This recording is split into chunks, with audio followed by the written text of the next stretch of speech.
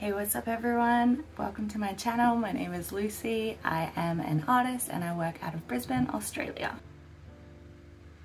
So, we're gonna try a new format today. I've been painting this picture of a dragon recently, and I've also just finished watching House of the Dragon, the TV series.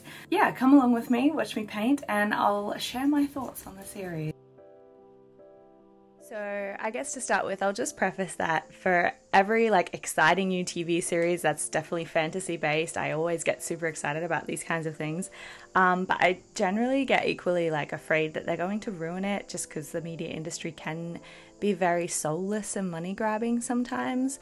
So that was kind of the idea of talking about this video and just, letting you know my thoughts and whether I think it's worth your time, worth looking into.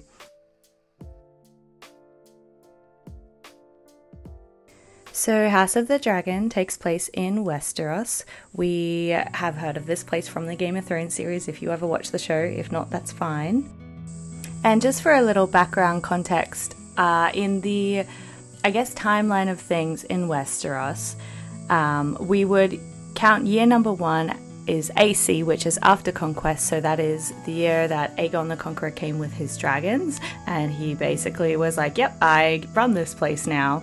And year, which was number 382, was when Robert's Rebellion happened, so Game of Thrones would have taken place about 20 years after this, but that was when the king first started to reign. House of the Dragon takes place right about here, which is, he was the 5th king. He started in the year 103, but his daughter is 17 years old, so maybe add 17 or 18 years onto that. And to get you in the mindset of Viserys I, which was the 5th king of Westeros, you then have the 4th king of Westeros, which was his father. He was King Jaehaerys Targaryen. He ruled for 55 years, making him the longest reigning king in the 300-400 year period that we see. He was known as the Old King, the Wise King, and the Consolator. So that means everyone loved him. Rich people, poor people, they all loved him. Trade was good in his reign. The lands were growing food. Everyone was happy, and there wasn't any wars in this point of time. So in the show, King Viserys, he is trying to live up to this name. He is avoiding conflict and wars at all costs.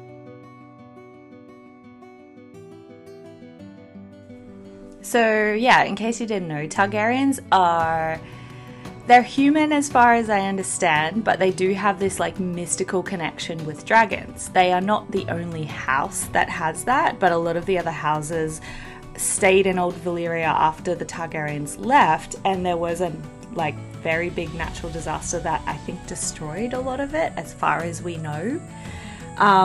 But basically, Targaryens are known for having the silver white hair, and most of them have purple eyes in the books, although in the show that might be a bit much to do in every scene. But they have this link with dragons, so basically if they approach a dragon and it doesn't kill you, then you are linked up with it and you can ride it.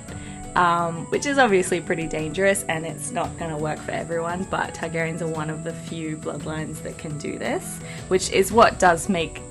There's a book called Fire and Blood, which is what this show is based off, and it's what makes them so interesting. So I'm not going to talk about everything that happens in the show, because spoilers, but the general preface is King Viserys doesn't have any male heirs, so he has to choose an heir. This causes conflict. That's it. That's all I really need to tell you going into the show.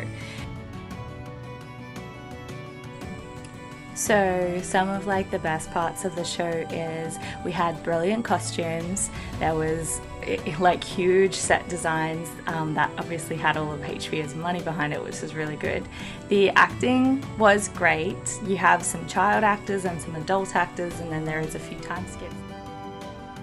They brought Ramin Djawadi back, the music composer from Game of Thrones, and he is brilliant at what he does, so that's a really, really good thing as well. I wasn't a huge fan that they just used the exact same theme song as Game of Thrones. What I think would have been cooler is if they used the same song but maybe gave it a sort of darker ominence, because this is the show of Fire and Blood, and it's a little bit... I feel it's a little bit darker, although it's generally the same kind of political preface.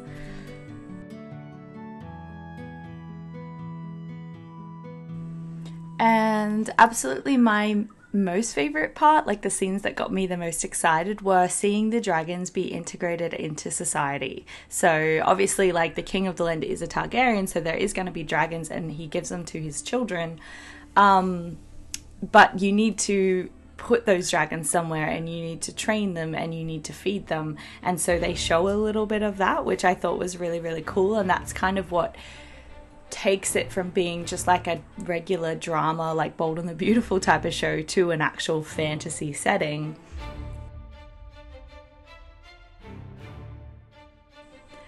And then I guess if we talk about the negatives of the show, it is very political and very like drama for most of the first season. The last 2 episodes really picked up in the excitement and the action. But leading up to that, I did find myself like reaching for my phone in a lot of the just conversations happening between characters, and I didn't feel super invested in a lot of the characters.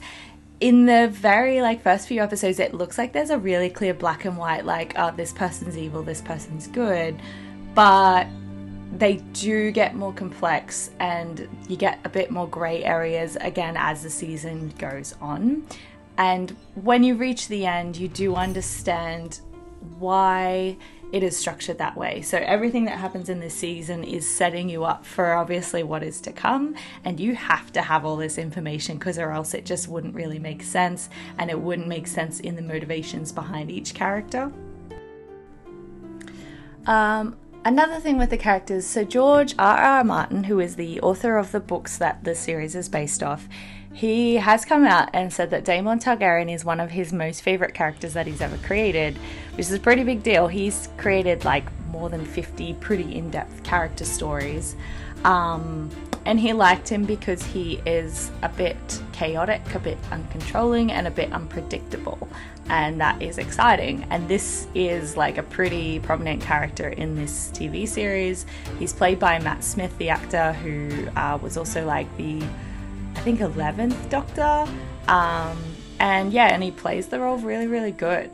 So that, I think, when I heard like George Martin talk about that kind of made me a little bit more excited, and to see like where this is going and where this character is going. And one last thing I just want to note, but this is kind of very vague spoilers, is if anyone knows the history of Game of Thrones, there is a big war known as the Dance of the Dragons, which I think this series is going to be talking about in like coming seasons. Basically, there are multiple houses who have dragons who are going to fight each other. And again, for me, that is really, really exciting.